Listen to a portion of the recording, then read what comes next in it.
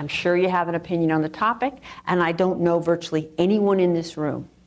And yet I am confident to say the following. If you are white and you have not devoted years of sustained study, struggle, and focus on this topic, your opinions are necessarily limited, superficial, and uninformed.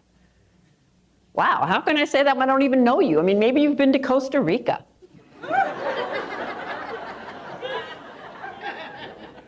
Maybe you have multiracial nieces and nephews. Maybe you were in Teach for America.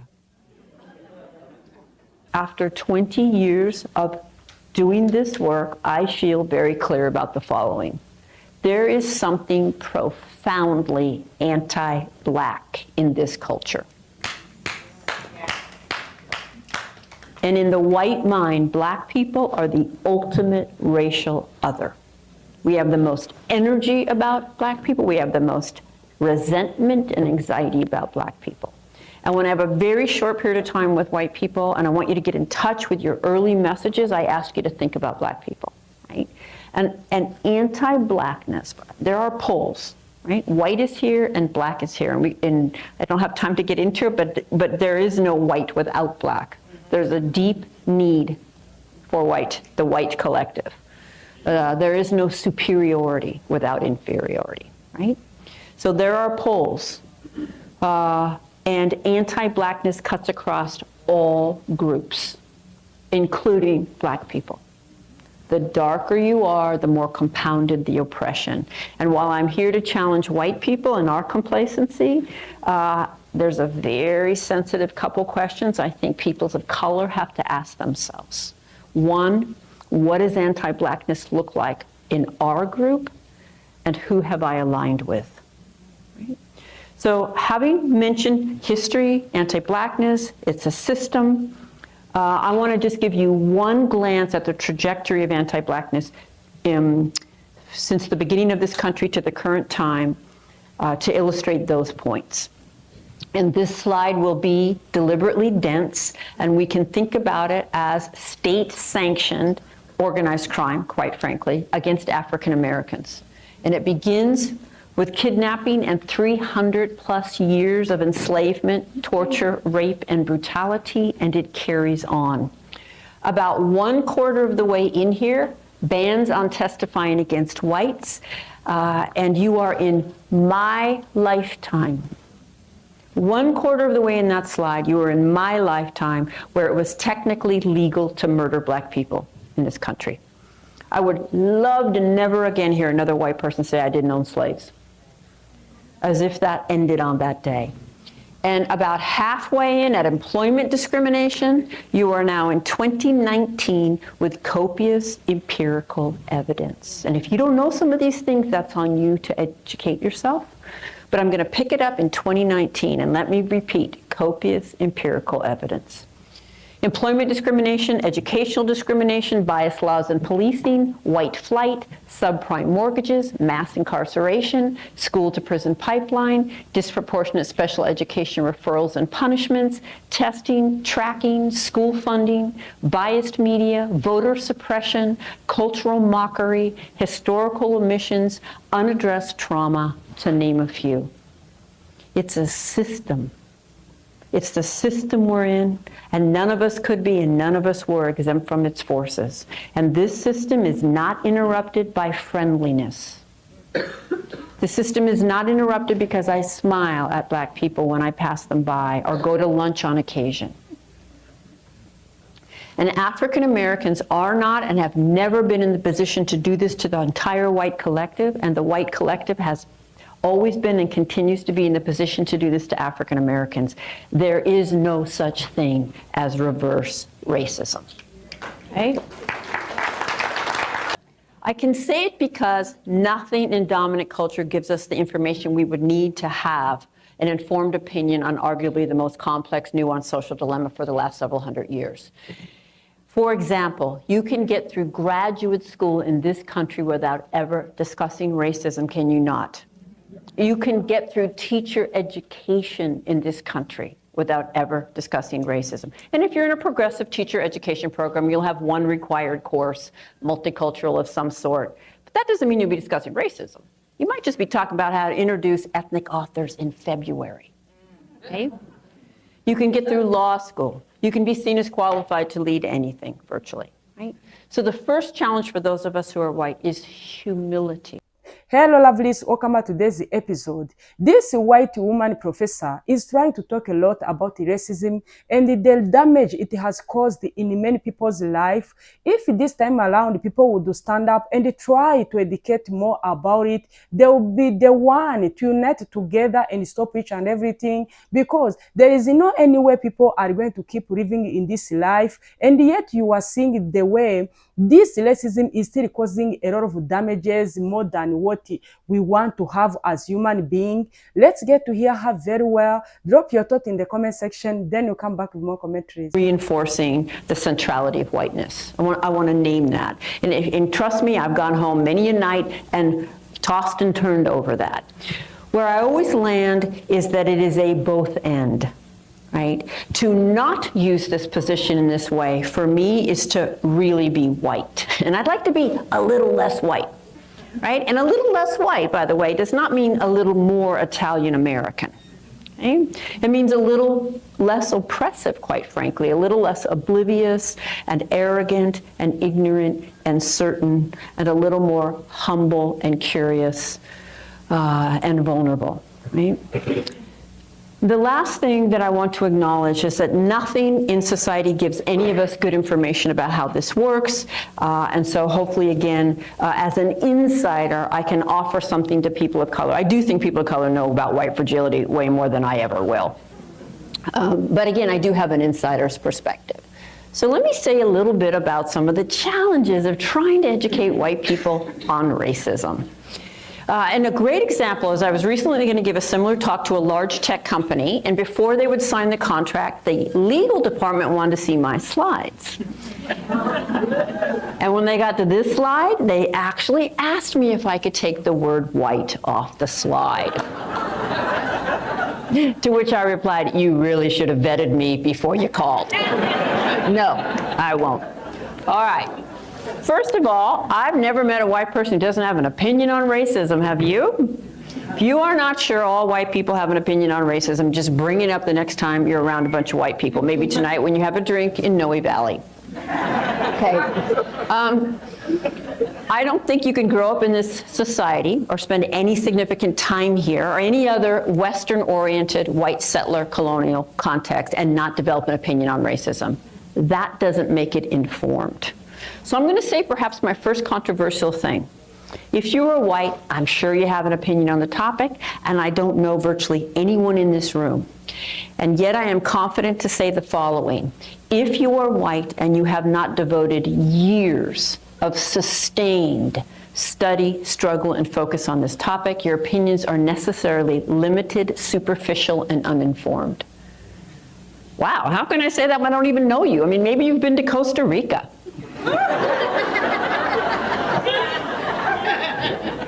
Maybe you have multiracial nieces and nephews. Maybe you were in Teach for America. I can say it because nothing in dominant culture gives us the information we would need to have an informed opinion on arguably the most complex, nuanced social dilemma for the last several hundred years. For example, you can get through graduate school in this country without ever discussing racism, can you not? You can get through teacher education in this country without ever discussing racism. And if you're in a progressive teacher education program, you'll have one required course, multicultural of some sort. But that doesn't mean you'll be discussing racism.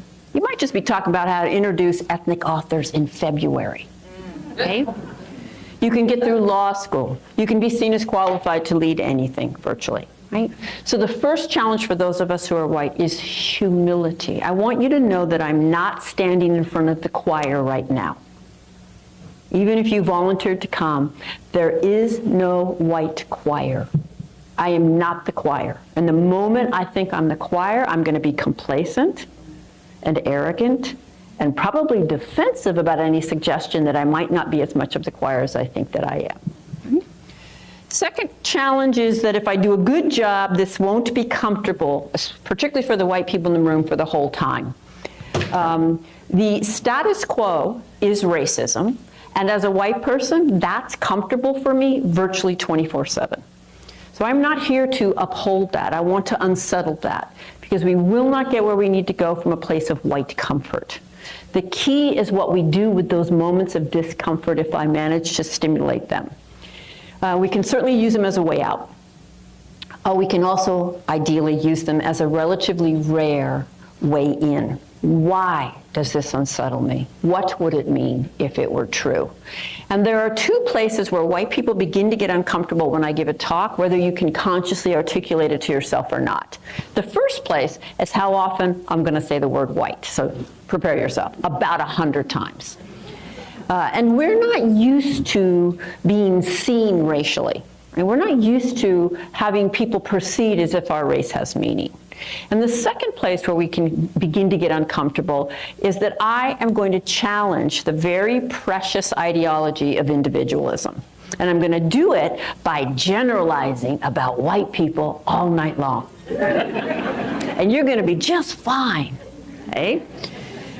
It is a very precious ideology. In general, I'm talking about the white collective, we don't like to be generalized about.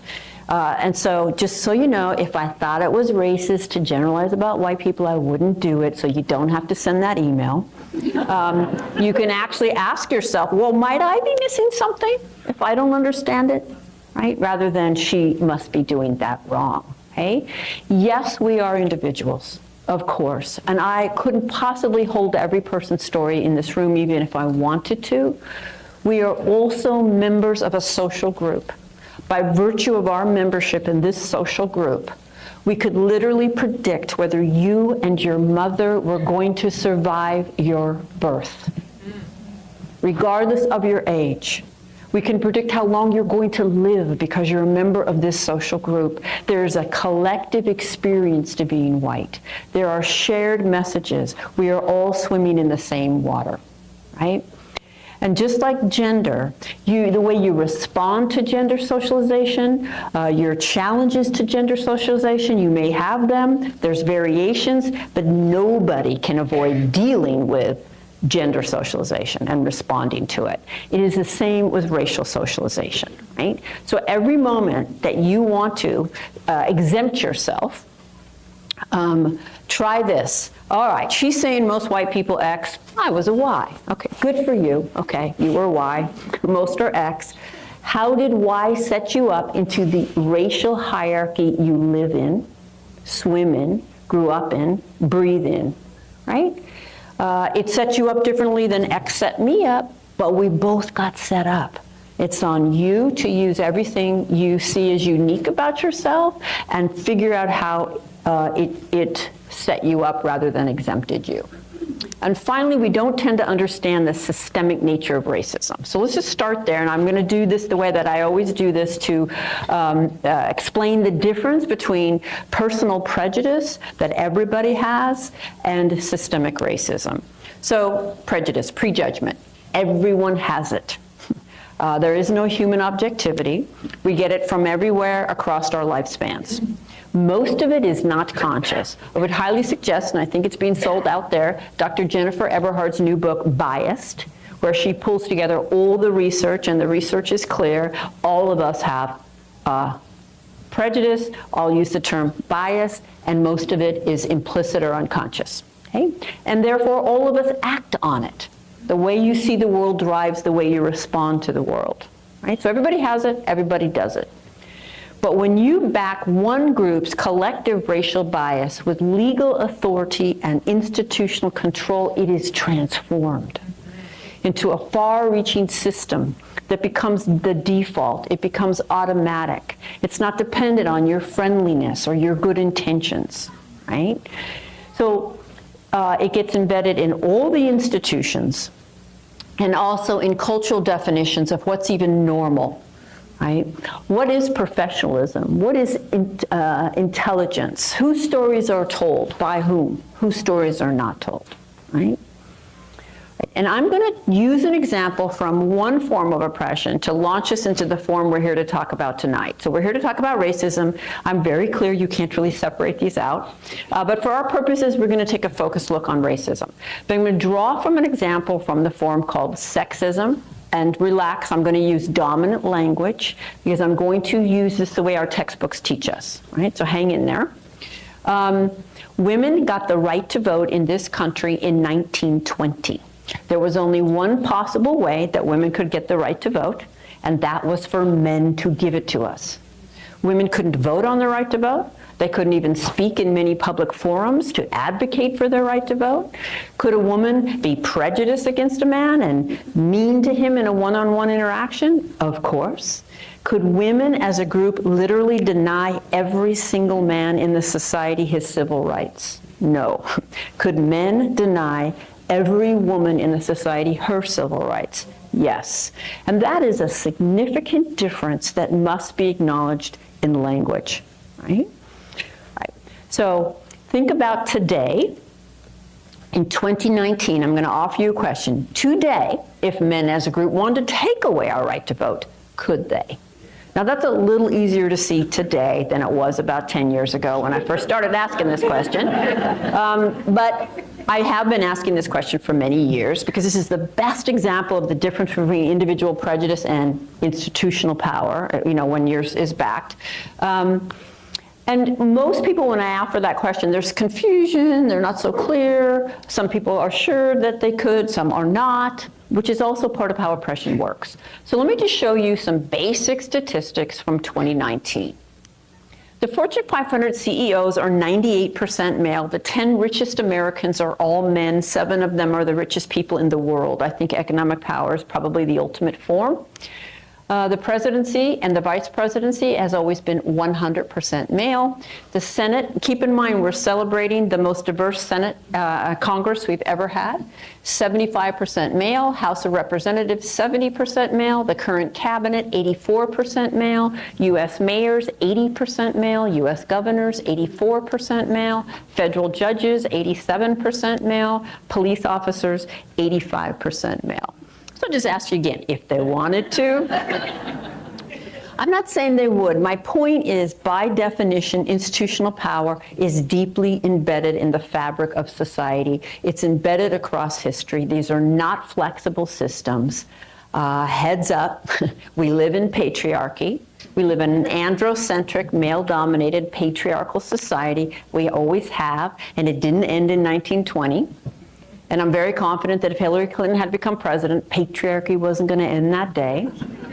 Anymore, if the word patriarchy came out of her mouth, any more than we can see that racism did not end upon Obama's presidency. I would argue it got an infusion. All systems of oppression can allow for exceptions. The rule will be consistent, right? 2019. And just in case you need a visual on my claim, that we live in patriarchy.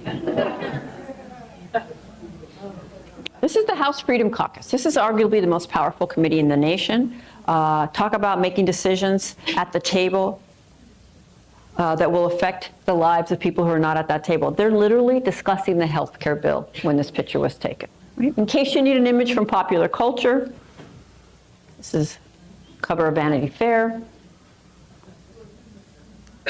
This is a slide I made. I don't even know who it is. I just Googled white guy. And I got this, and I thought, oh, that's a good one. If you have young people in your life, and if you have kind of self-awareness yourself, you know that children are deeply shaped by films, by media, by imagery and marketing, right? The way that they think about the world and understand the world. And all of us pretty much have been deeply shaped by film. Those who write and direct film are our cultural narrators. And they shape how we see ourselves and how we see ourselves in relation to other people. And of the 100 top grossing films of all time across the world disseminated from the US, 99 were directed by men. And 95 of them white. Institutional power is the ability to disseminate your worldview to everyone and to shape how they see themselves, how they see you, how they see themselves in relationship to you. to tell the story of the other, when you are not in relationship with the other, when you don't know the other, to be able to represent the other, and to do it and position yourself as simply telling universal human stories, not from any particular position. So that Mike Lee is a film director who makes films about the human condition, and Spike Lee is a black film director who makes films about black issues. So Facebook puts these things out on holidays. This one came out to commemorate the anniversary of women gaining suffrage. And then some folks did this. Which women got access to the vote in 1920? Yeah, white women. So another dimension of institutional power is that your group's experience is held up as universal. So while we were oppressed as women, we were certainly privileged as white. There is no more universal woman's experience than there is a universal human experience on the physical plane where we live in the here and now. Right? And that recognition, I'm sure many of you know, was termed by Dr. Kimberly Crenshaw intersectionality. Right? All right, so legal authority and institutional control is what transforms people's prejudice into a far-reaching system. So let's look at race in 2019, right? So the presidency and vice presidency, 100% white. The US Senate, 91% white. I just have to point out again, the most diverse Congress we've ever had. The House of Representatives, 73% white. The current cabinet, 89% white. The governors, 98% white. Mayors, 88% white. Military advisors, just think about who we go to war with. 100% white. Federal judges, 88% white. Police officers, 80% white. The people who decide which TV shows we see, 93% white. The people who decide which books we read, 90% white. People who decide which news is covered, 85% white. People who decide which music is produced, 95% white. School teachers, 82% white. Full-time college professors, 84% white. Owners of men's pro football teams, 97% white. Owners of men's pro basketball teams, 98% white. The players, 75% black. Right? And yet, what is the definition of a racist, of what it means to be racist in the mainstream? Right? Well, it's an individual, always an individual, not a system, who consciously does not like people based on race. Apparently, if it's not conscious, it doesn't count. And is intentionally mean to them. It also has to be intentional to count. Individual, conscious, malintent across race. That is a racist. And I don't know that you could come up with a better definition to protect the system of racism than this one. Because this definition makes it virtually impossible to talk to the average white person about the inevitable absorption of a racist worldview that we get from living in a culture in which it is infused and embedded across all its institutions, right? I think that this definition is the root of virtually all white defensiveness on this topic. Have you guys noticed any white defensiveness on this topic? Because if that's my definition of a racist, and you've just suggested I've said or done something racist, much less that I benefit from racist just by being white, what I'm going to hear is you just question my very moral character. And now I need to defend my moral character, right? And I will. Right? So racism is a system, not an event. It certainly occurs in specific moments that we can identify, but of course it's 365, 24/7. It's the system we're in. And part of being raised as a white person in this society has been to be raised to be what I think of as functionally illiterate on this topic. I had opinions, I spouted them freely, I cringe today when I think about that. And part of gaining literacy, and of course that is a lifelong process I will not be finished with, part of gaining literacy has been to understand the kind of collective dimensions of racism, but also how different groups of color get set up differently. So what's in my head about indigenous peoples is different than what's in my head about Asian heritage people, and that's different than what's in there about African heritage people. I have different levels of comfort and anxiety and interest, etc. And therefore, those groups have different experiences. Okay? And it's very important that we break that down and that we learn those histories and those struggles and those stereotypes and those experiences. So I want to be really clear. All peoples who are not perceived or defined as white experience racism. And they experience it in shared ways, and they experience it in ways that are different depending on their group and its position to whiteness. Having said that, after 20 years of doing this work, I feel very clear about the following. There is something profoundly anti-black in this culture. And in the white mind, black people are the ultimate racial other. We have the most energy about black people. We have the most resentment and anxiety about black people. And when I have a very short period of time with white people, and I want you to get in touch with your early messages, I ask you to think about black people, right? And anti-blackness, there are poles, right? White is here and black is here. And I don't have time to get into it, but there is no white without black. There's a deep need for white, the white collective. There is no superiority without inferiority, right? So there are poles. And anti-blackness cuts across all groups, including black people. The darker you are, the more compounded the oppression. And while I'm here to challenge white people in our complacency, there's a very sensitive couple questions I think peoples of color have to ask themselves. One, what does anti-blackness look like in our group, and who have I aligned with? Right? So having mentioned history, anti-blackness, it's a system, I want to just give you one glance at the trajectory of anti-blackness since the beginning of this country to the current time to illustrate those points. And this slide will be deliberately dense, and we can think about it as state-sanctioned organized crime, quite frankly, against African Americans. And it begins with kidnapping and 300 plus years of enslavement, torture, rape, and brutality, and it carries on. About 1/4 of the way in here, bans on testifying against whites, and you are in my lifetime.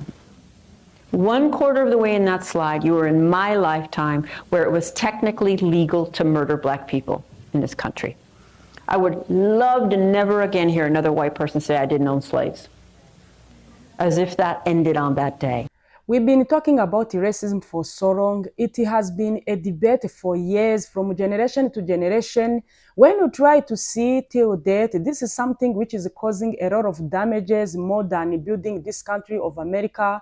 When you try to see how Black American has been passing through a lot because of this system of racism, when they've been screaming, claiming they want the rights to live peacefully on this land of America, it is something some people kept ignore. They never wanted to hear their voices. When you try to hear this white woman professor is trying to educate more his own race, saying, I don't know you, but if you want, you would be the one to stand up and stop each and everything. Because when we are trying to see the look of this system of oppression, the way it has been here for years, for decades to decades, when you try to see this small minority, what they've been passing through, you are the one to come out and try to amend each and everything. But the problem, you don't want to hear anything about racism. You thought that whenever someone tried to talk about it, this is a subject you don't want to hear. But you know yourself, this is something which has been living with you.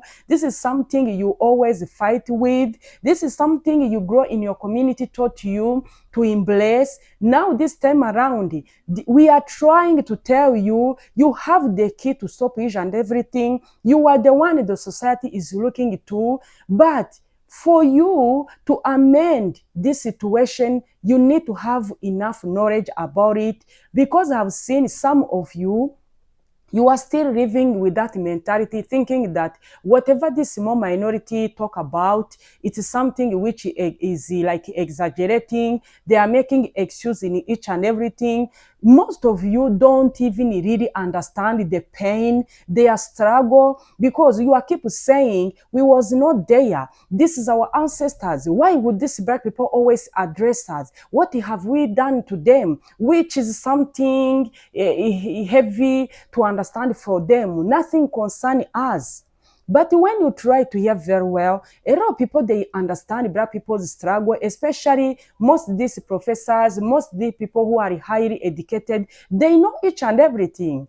When you hear them narrating the history of black people, it is something really even painful. When you try to hear very well the way the system which we are still living right now, this is something which has been there for so long. They sat down, they calculate each and everything, because at the start they never wanted this small minority to succeed.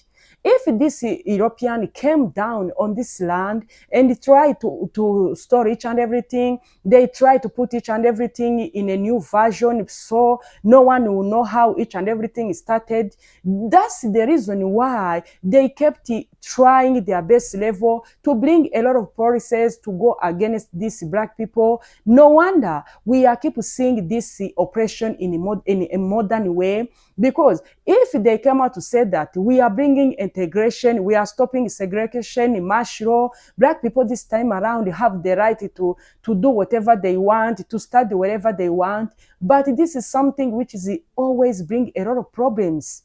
We are keep seeing black people being oppressed, being denied a lot of opportunities. But when you try to see on the side of this majority, if they would have this courage to understand more, to do a more research and get to understand that they've been lied to, the things they taught them about these black people, if they would stand up and educate more about it, they will be the one to come out and try to unite it together to bring that unity, because we still have time to unite it together. We can't still sit in this system of oppressing other people, because we have seen America has lost a lot of trillions of dollars because of racism in this past 5 years, because there is policies they bring in place, and yet they know they are going to lose a lot of money, but they don't care. What they care about is to keep holding that system. They don't want to collapse, because they always think that if you will let these people do whatever they want, if you will let them to succeed, if you let them to go far, we know who they are, we know where they came from, we know what God talk about them, we know their strength, we know their power. That's what we don't want. When we are talking about this issue of unity, this is something which would come from this middle class people, because these people are staying each and every time together. They are interacting each and every time together. If this middle class people, they would understand more about the rise they taught them, it will be so easier to change each and everything. It will be the right time to change this narrative of racism, because when you see, even since this new administration came back in office, you have seen things started to get worse. This is something each and everyone see with his own eyes. But when we have these people who are highly educated, who are trying to rate these white people to understand their history, this is something really amazing. You have seen a lot of white people, whenever you try to educate them about black history, you finally found out that most of them don't know anything. They have those little knowledge they only got from their parents, their relatives. They don't know more about the black people's suffering. No wonder we still have that gap to educate more about what they need to know, so that they will be the one to bring these changes we are looking for. Black people are always asking one thing: if we couldn't get this reparation, at least try to be the one to claim to dismantle this system which has been always there against our lives. This is something really we want, nothing else. We don't want a lot of things you couldn't manage. We just want to live peacefully. We want to build our country in a unity. When will we keep living in this life of oppressing, of quarreling here and there? Guys, let me know what you think today's episode. Do you think we still have chance that if people would want, they would unite together? Do you think there is no more any chance to do such things or to achieve it? Drop your thought in the comment section. Thank you for watching. See you in my next episode. Bye.